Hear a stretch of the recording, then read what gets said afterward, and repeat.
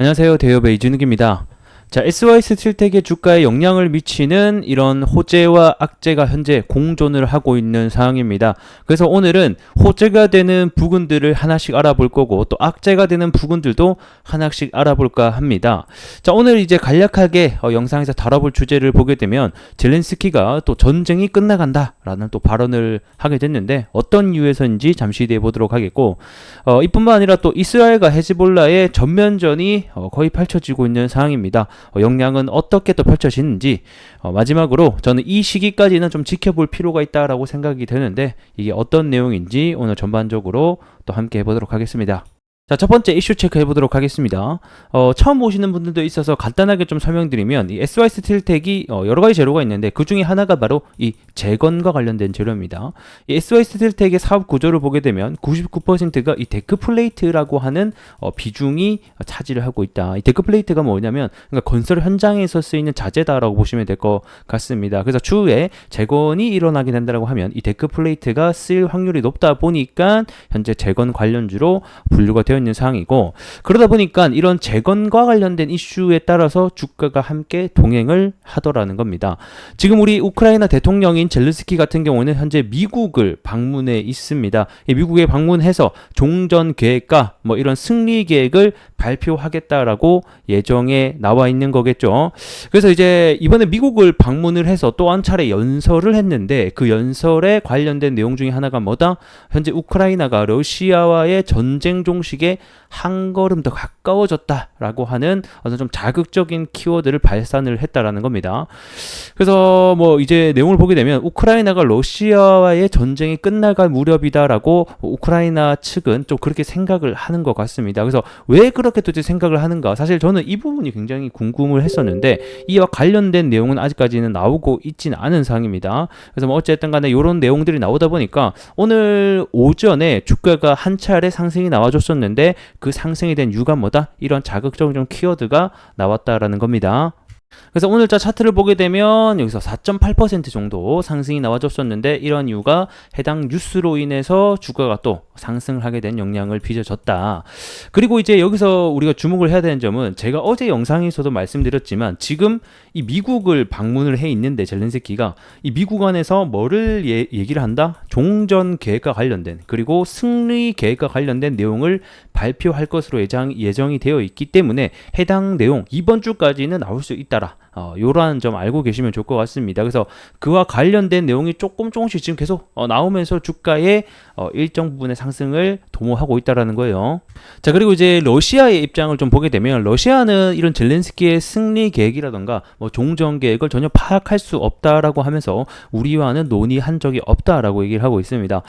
제가 항상 중요하게 여기는 것은 결국에는 현재 전쟁 당사자인 이 러시아와 그 다음에 우크라이나 간의 직접적인 소통이라던가 이런 부분이 항상 필요하다라고 설명을 드렸지만 아직까지는 그런 부분 일어나지 않고 있다는 것. 그러면 러시아와 우크라이나가 직접적인 대화를 한다던가 무슨 뭐 논의를 한다던가 이런 부분이 우리에게 있어서 가장 강력한 재료와 키워드가 될 것 같다라고 보시면 좋을 것 같습니다. 자, 그리고 이어서 또 주가에 영향을 미치는 것 중에 하나가 바로 이 트럼프 지지율입니다. 방금 보셨던 재건 재료가 하나 있고 SYS 틸텍은 그리고 지금은 또 트럼프 관련주로 엮여 있죠. 이 트럼프 같은 경우에는 내가 당선하게 되면 24시간 내에 러시아와 우크라이나 전쟁을 끝내겠다라고 밝히게 되면서 이 재건 자체가 사실상 이 트럼프 좀 관련 테마로 엮인 상황이고 이 트럼프의 지지율이 변동이 있을 때마다 이 주가도 함께 좀 동행을 하는 모습을 보여줄 수가 있습니다. 그래서 최근에 이 TV 토론 경합에서 트럼프가 좀 해리스에게 밀리는 모습을 보여주면서 주가도 좀 하락을 나타냈었죠. 근데 오늘자 뉴스, 그러니까 어제 저녁이죠. 어제 저녁에 현재 트럼프가 이 남부 경합주에서 해리스를 조금 이기고 있다라는 소식이 들려왔습니다. 지난달까지만 해도 이 애리조나에서는 이 해리스가 한 49%, 트럼프 같은 경우에는 한 45%로 해리스가 이기고 있었고 이 노스캐롤라이나 여기서도 해리스가 한 49%, 트럼프가 한 46% 포인트로 해리스가 또 이기고 있었는데 이번에 다시 한번 조사를 해보니까 이 트럼프가 해리스를 전체적으로 뭐 애리조나라든가 노스캐롤라이나라든가 조지아라든가 이 트럼프가 해리스를 앞서고 있다라는 지지율이 상승하고 있다라는 소식이 다시 한 번 더 들려오게 됐습니다. 그래서 오늘의 오전장 상승 이유는 해당 관련된 전쟁이 끝나가는 것 같다라는 젤렌스키의 발언과 그 다음에 트럼프의 지지율 상승에 대한 영향이 함께 받았다라고 보시면 좋을 것 같네요.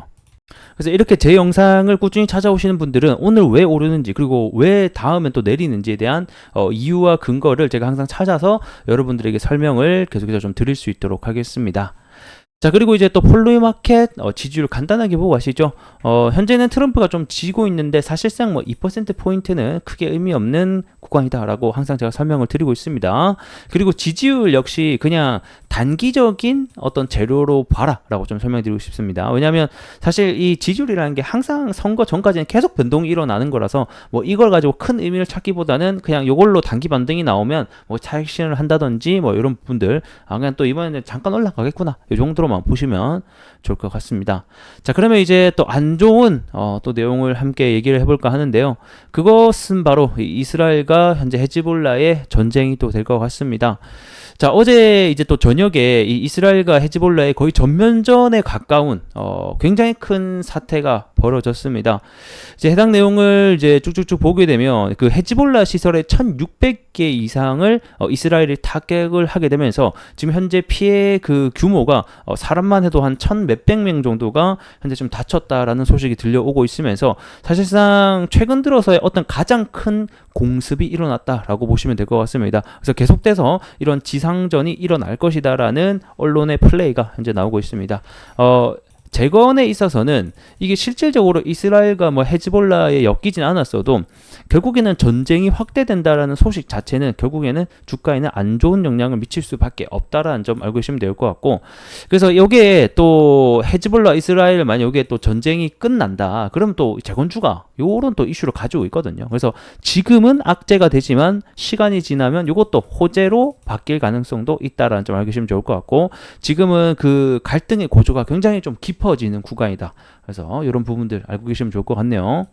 자, 그리고 마지막으로 알고 있어야 되는 바로 이제 다가올 일정 보겠습니다. 현재 젤렌스키가 미국에 있는데 여기서 오늘 이제 유엔 안전보사의 이사회를 열어서 현재 회의에 지금 참석을 하고 오전에 참석을 한 것으로 알고 있습니다. 그래서 24일 그리고 25일은 또 유엔 총회 연설이 있습니다. 이때 이제 또 어떤 발언을 할 것인가 이것도 또 중요한 포인트가 될 것 같죠. 그리고 26일에는 미 대통령 우리 바이든과 또 회담을 할 계획이 있다라고 합니다. 그래서 현재 지금 요게 다 끝나고 나서 그 종전 계획을 뭐 얘기할 거다라는 말도 있고, 그 다음에 뭐 이런 유엔 총회 연설에서 뭐 발표할 수도 있다 뭐 이런 얘기가 굉장히 다양하게 있습니다. 그래서 이번 주까지는 해당 내용들이 계속 재료가 살아 있으니 방금 보셨죠? 제가 어제 영상을 얘기하면서 이런 종전과 관련된 키워드로 뉴스가 언론이 나올 수 있다라고 또 설명드렸었는데 오늘 또 바로 나오면서 주가가 상승을 하고 있습니다. 그래서 어떤 내용들이 나오는지 요거를 좀 주목을 해야 될 필요가 있고, 해당 내용을 발표하긴 했는데 생각보다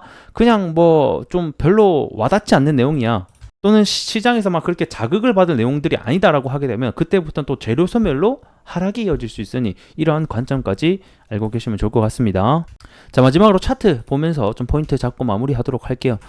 일단 우상향의 기조를 계속 유지를 하고 있습니다. 현재는 뭐 한 60선 정도를 계속해서 좀 지지하는 모습을 보여주고 있고, 오늘 이 노란색 선이 21선을 다시 한 번 더 돌파하기 위한 시도를 했으나 아쉽게도 좀 거래 대금이 부족했다라는 점과 뭔가 전쟁의 종식이 다가오고 있다라고 하는데 왜 그러한지에 대한 이유가 불명확하게, 그러니까 명확하게 나오지 않았다라는 점이 좀 시장이 불거지면서 상승의 폭을 좀 제한을 했다. 그뿐만 아니라 이스라엘 전쟁 확대 역시도 상승폭을 제한하는 하나의 이유가 되었다라고 보시면 될 것 같습니다. 다시 한 번 더 21선을 잘 위에서 안착을 해줘서 다시 한 번 더 전고점 부근, 제가 항상 말씀드리는 이 전고점 가격대를 다시 한 번 더 뚫는 순간에 이 대금이 붙어줄 확률이 있기 때문에 한 번 더 뚫어주는지 여부를 좀 체크해보자라고 설명드리고 싶고, 단기적으로는 이 기준봉이 세워졌던 저점이고 여기 부분을 벌써 두 번 정도 지지를 했기 때문에 여기 가격대를 단기적으로 안 깨는 게 중요하다라는 점을 알고계시면 좋을 것 같습니다. 그뿐만 아니라 이제 10월이 다가오는데 우리가 이제 기다려볼 만한 것은 가장 큰 대형 재료라고 하게 되면 이 11월 달에 있을 두 가지 재료입니다. 첫 번째는 이 트럼프의 뭐다? 대선이 있을 것 같고요. 두 번째는 평화회의가 또 있습니다. 이번 11월에 열리는 평화회의는 러시아를 참석시키겠다라는 젤렌스키의 발언이 있었기 때문에 이 과연 러시아를 참석시킬 수 있을 것인가 또는 우방국인 중국을 참석시킬 수 있을 것인가 이러한 관전 포인트를 함께 가지고 11월 달까지는 계속해서 재료가 살아있다는 점 알고 계시면 좋을 것 같습니다. 자, 오늘 영상은 여기서 마무리해 볼 수 있도록 하겠고요. 저는 또 다음 시간에 더 좋은 내용으로 인사드리도록 하겠습니다. 고맙습니다.